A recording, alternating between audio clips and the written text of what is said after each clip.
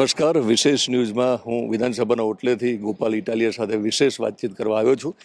વિધાનસભામાં પ્રશ્નો થાય, સરકાર જવાબ આપે. આ સવાલ જવાબની વાતો થવી જોઈએ, લોકો સુધી મુદ્દાઓ પહોંચવા જોઈએ. પોલીસ ભાડે મળે છે એવો તમારો વિડીયો હમણાં વાયરલ થયો છે અને તમારો એક સવાલ પણ હતો. શું હતું? પોલીસ ભાડે મળે છે. ગુજરાતમાં ભાજપની સરકાર ભાડે આપે છે પોલીસ. બહુ વર્ષો પહેલા જ્યારે હું પોલીસમાં નહોતો ને દિનેશભાઈ, ત્યારે મને એટલી તો ખબર હતી કે પોલીસનું બેન્ડ ભાડે મળે. પોલીસ બેન્ડ આવે એટલે એ બેન્ડ એટલે આપણે ઓલું બેન્ડ બાજા આવે ને એ રીતનું, અને એ લગ્નમાં વગાડવા આવે એનો ચાર્જ લે અને એ પૈસા સરકારમાં જાય. અને તમારે ત્યાં લગ્નમાં પોલીસના યુનિફોર્મમાં કોન્સ્ટેબલ હેડ કોન્સ્ટેબલ હોય એ બેન્ડ વગાડે, કોઈ પેલું ગિટાર વગાડે ને કોઈ આ વગાડે ને એમ બધું જે આવતું એ બધું વગાડે એમ. હવે ગઈકાલે પરમ દિવસે વિધાન સવાલ શું હતો એ કોને પછી જવાબમાં લઈ. મારો મુદ્દો એ છે, હું વાંચી સંભળાવું અક્ષરશ, કે આ પોલીસ ભાડે કેવી રીતે મળે છે. કે સરકારી અને ખાનગી કંપનીઓ દ્વારા, બરાબર, સૌર તેમજ પવન ઉર્જા વડે ઉત્પાદિત વીજળીને પાવર ગ્રીડ સુધી લઈ જવા માટે ટ્રાન્સમિશન લાઇનોના પોલ ઊભા કરવાનું કામ કરવા દેવભૂમિ, દ્વારકા અને કચ્છ જિલ્લામાં છેલ્લા 2 વર્ષમાં જિલ્લાવાર પોલીસનું કેટલું મહેકમ બંદોબસ્ત માટે ફાળવવામાં આવ્યું, તે બંદોબસ્ત ફાળવણીથી સરકારને કેટલી આવક થઈ, આ મેન મુદ્દો છે. અત્યારે આખા ગુજરાતનો સૌથી સળગતો પ્રશ્ન છે, પ્રાઇવેટ કંપનીઓ વીજળીની લાઈનો નાખે છે. મોટા ભાગે કચ્છમાં સોલાર પ્લાન્ટ અને પવનચક્કીઓ, જામનગર ને દેવભૂમિ દ્વારકામાં પવનચક્કી છે, કચ્છમાં સોલાર પાર્ક છે. આ સોલાર પાર્કમાં અને પવનચક્કીમાં જે વીજળી પેદા થાય છે એ વીજળી ગુજરાતના અને દેશના અલગ અલગ સ્થળોએ લઈ જવા માટે ખેડૂતના ખેતરોમાં દાદાગીરીથી, જબરજસ્તીથી થાંભલા નાખવામાં આવે છે. દરેક ખેડૂત એ થાંભલા નાખવાનો વિરોધ કરે છે. આ થાંભલા કોણ નાખે છે? સરકાર નથી નાખતી. મેં ભલે એમાં પૂછ્યું છે કે સરકારી કંપની, પણ વાસ્તવિકતામાં કોઈ સરકારી સોલાર પ્લાન્ટ ક્યાં છે ગુજરાતમાં? સરકારી પવનચક્કીઓ ક્યાં છે? મેં લખ્યો છે, મારે લખવો પડે, નહીતર આ લોકો છે ને હરખો જવાબ ન આપે. એટલે મેં લખ્યું કે સરકારી અને ખાનગી કંપની, પણ સરકારી સોલાર પાર્ક ગુજરાતમાં ક્યાં આવ્યો? કોઈ મને બતાવે કે આ જગ્યાએ છે. સરકારી પવનચક્કીઓ ક્યાં આવી? તો તમામ પ્રાઇવેટ પવનચક્કી અને પ્રાઇવેટ સોલાર પાર્કમાં દિનેશભાઈ જે વીજળી પેદા થાય છે એને હેવી ટ્રાન્સમિશન લાઈનો, એચ ટાવર કહેવાય એને, એ ખેડૂતના ખેતરમાં નાખે છે. હવે તમે સમજો આખો ખેલ શું છે કે કંપની પ્રાઇવેટ છે, કંપની લાઈન શું કામ નાખે છે? દિનેશભાઈને મફત વીજળી આપવા નાખે છે કે દિનેશભાઈને વીજળી વેચવા માટે નાખે છે? શું કામ નાખે લાઈન? લાઈન શું કામ નાખે છે કંપની? કંપનીઓ વીજળી વેચવા માટે. એનો અર્થ એ થયો કે કંપની વેપાર કરે છે, ધંધો કરે છે, બિઝનેસ કરે છે. તમારે ધંધો કરવો છે ને જમીન મારી વાપરવી છે, અને મારો પાસેમાં કોઈ ભાગ નહીં. એટલે એ શું કરે છે કે કંપનીનો થાંભલો તમારી 10 વીઘા જમીનમાં લાગી ગયો એટલે તમારી 10 વીઘા જમીનની કિંમત ઘટી જાય. એ વાત સાચી? થાંભલો ભલે ને 10 ફૂટ, 15 ફૂટ, 20 ફૂટની જગ્યામાં જ હોય, પણ આખી જમીનની કિંમત ઘટી જાય છે. તો મારી માનો કે 50 કરોડ રૂપિયાની માર્કેટ વેલ્યુની જમીન હોય, એમાં સરકારી થાંભલો આવે એટલે 50 કરોડની જમીન છે એ 12 કરોડની થઈ જાય, કે 13ની થાય, કે 18ની થાય, જે થાય તે.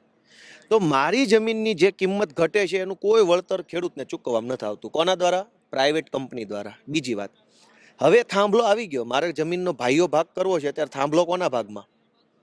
કોઈ પણ ભાઈ હોય એમ કે ને થાંભલા વગરની ચોખ્ખી જમીન મને ભાગમાં મળવી જોઈએ. સરકાર એનું પણ કોઈ નિરાકરણ લાવતી નથી. બીજું કે આ થાંભલાનું કોઈ કાંઈ એવું વ્યાજબી વળતર ચૂકવવામાં નથી આવતું. 25,000, 50,000, બહુ મજબૂત ખેડૂત હોય ને થોડીક ટક્કર લેવો હોય તો ₹1,00,000 આપી દેશે. કંપનીએ દિનેશભાઈ મારા ખેતરમાં થાંભલો નાખ્યો એટલે કંપની લાઈફ ટાઈમ આવતા 100 વર્ષ સુધી એ થાંભલામાંથી જેટલી વીજળી પસાર થશે એમાં પૈસા કમાશે. મને તો એક જ વખતમાં ₹1,00,000 આપી દીધા. તમે મારું ખેતર વાપરીને 100 વર્ષ કમાણી કરવાના છે, તો મને તમે કમાણીમાં ભાગ આપો. કંપની આ થાંભલામાંથી જેટલું કમાય એમાં દર વર્ષે મારું 4% કમિશન, તો વાંધો નથી. હવે વળતર દેવું નથી, જમીનની કિંમત ઘટે એના પૈસા દેવા નથી, રેવન્યુ કાયદા સુધારી અને ખેડૂતને એના હક મળે એ કરવું નથી. એટલે સરકાર અને કંપનીઓનું સેટિંગ છે કે પ્રાઇવેટ કંપની દાદાગીરીથી, જબરજસ્તીથી ખેડૂતના ખેતરમાં થાંભલો નાખવા જાય એટલે પોલીસનું પ્રોટેક્શન સરકાર આપે. કેમ ભાઈ? પ્રાઇવેટ કંપનીને શાનું પ્રોટેક્શન? કંપની પ્રાઇવેટ છે, એ ધંધો કરે છે. મારા ખેતરમાં ખોટી રીતે એને ગેરકાયદેસર લાઈનો નાખવી છે, તો પોલીસનું પ્રોટેક્શન ગેરકાયદેસરના કામ કરવા માટે કેમ આપો છો? તો મારા પ્રશ્નના જવાબમાં આ 76 નંબરનો પ્રશ્ન છે. ગૃહમંત્રીએ ગુજરાતના, એ તો બહુ ભાઈ મારે બોલવું નથી, નકર તમે પછી હું શું એટલે તમે પછી તમે એટલે જનતાની વાત છે, તમને તો બોલો ને 12,81,31,005 રૂપિયાની સરકારે કમાણી કરી ભાડે પોલીસ આપીને. ખાલી કચ્છમાં અને દેવભૂમિ 2 જ જિલ્લામાં. આખા ગુજરાતમાં તો બધે ભાડે આપે. મોરબીમાં લાઈનો નખાય છે, સુરેન્દ્રનગરમાં, બોટાદમાં, જુનાગઢમાં, ગીર સોમનાથમાં, બધે જ દાદાગીરીથી એકદમ ગુંડાગીરી કરીને લાઈનો નખાય છે. પ્રાઇવેટ કંપનીની લાઈનો એને પોલીસ આપે છે સરકાર ભાડે, અને ભાડા પેટે 12,81,00,000 એટલે લગભગ 13 કરોડ રૂપિયા લીધા. પોલીસ શું કામ ભાડે આપો છો? અને પોલીસ ભાડે મળતી હોય તો ગોપાલભાઈ જ્યોતિ છે.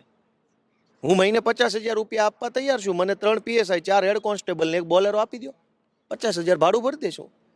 અને પછી એ પોલીસ લઈને તમારા ઘર સામે હું સીન શોટ કરીશ.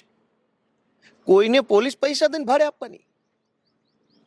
તમારે તમારો ધંધો કરવો છે ને મારી જમીન જબરજસ્તી બટકાવી લેવી છે, અને એમાં તમને પોલીસે સરકારે પોલીસ આપી. આ તો ગુંડાગીરી કહેવાય. પોલીસ ભાડે મળે? આ આપે છે સરકાર. 12,81,00,000ની પોલીસ ભાડે આપી કંપનીઓને, અને કંપનીઓએ ભાડું ચૂક્યું. આટલું એટલે શું હર્ષભાઈ માટે શું કહેવાના હતા? કહેવાનું શું હોય? હવે એને રવાના કરવાનો ટાઈમ આવી ગયો. એમાં કહેવાનું તો કહેવાનું દિનેશભાઈ એને હોય જે સમજતો હોય, સમજે એને કહેવાય, નો સમજે ને રજા અપાય. એટલે હવે રજા લેવાનો ટાઈમ થઈ ગયો છે. જનતાને એટલી જ વિનંતી છે કે રાજ્યની પોલીસ એ ભાડે મળવા માંડી છે રૂપિયાવાળાને. ગામડાનો ગરીબ ખેડૂત જો ભાડે માગશે, ધારો કે આ થાંભલા નાખવા માટે કંપનીએ પોલીસ ભાડે માગી 12 કરોડ રૂપિયા ભરીને, કોઈક સક્ષમ ખેડૂત હોય ને એમ કે 10 લાખ ભરીને હું હામી પોલીસ માગું કંપનીને સામે, તો આપશે? કે આ કંપની મારા ખેતરમાં ખોટા થાંભલા નાખવા આવે છે, લ્યો આ 10 લાખ ભાડું અને મને 3 PSI આપો, ખેડૂત એવી માગે તો આપશે ભાજપ? હામી ભાડે માગો ને, હાલો મારે જ માગવી છે, હું પૈસા ભીખ માગીને લઈ આવીશ ને 20 લાખ રૂપિયા સરકારને આપવા તૈયાર છું. મને 2 DYSP, 3 PSI, 1 PI ને 50 કોન્સ્ટેબલ આપો 20 લાખમાં. અને જે જ ખેડૂતોના ખેતરમાં દાદાગીરી લાઈન નાખતી હોય ત્યાં હું મારી ભાડાની પોલીસ લઈને જઈશ. તમે કંપનીઓને આપો છો પૈસા લઈને, તો ખેડૂતને આપો. બે માટે યોજના ખુલ્લી કરી નાખો. એનો દિનેશભાઈ એટલે સંઘવીને એટલું જ કહેવાનું છે કે ભાઈ હવે આ બધું બંધ કરો, અને જનતાને વિનંતી છે કે આ તમારા જ મતથી આ ધંધા કરે છે સરકાર.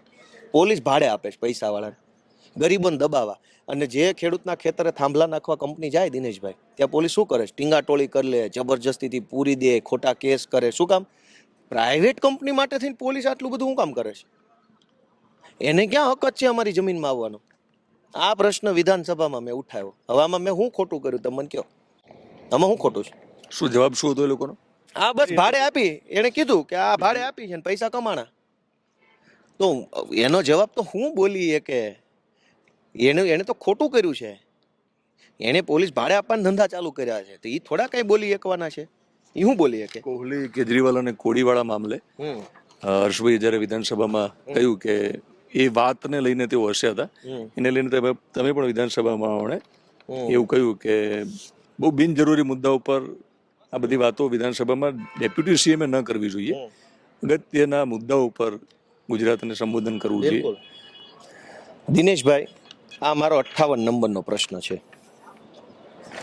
આમાં મેં એવું પૂછ્યું છે કે ખાલી 2 જ જિલ્લાઓ, આખું ગુજરાત નહીં, રાજકોટ અને ભાવનગર 2 જ જિલ્લામાં કુલ FIR કેટલી થઈ અને એમાંથી વરઘોડા કેટલામાં કાઢ્યા?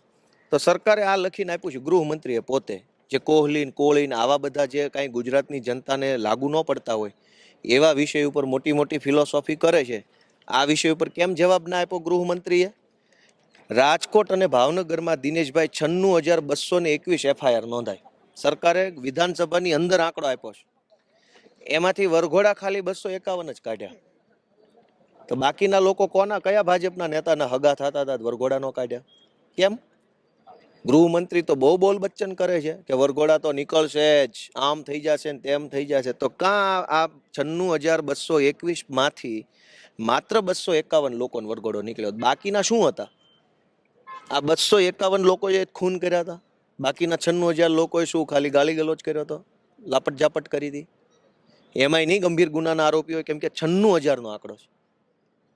96,000 10% લોકો તો ગંભીર આરોપી હોય શકે કે નહીં? 5% તો હોય ને ગંભીર ગુનાના. તો 96,000 5% કરો તો 251 ન થાય, વધુ થાય.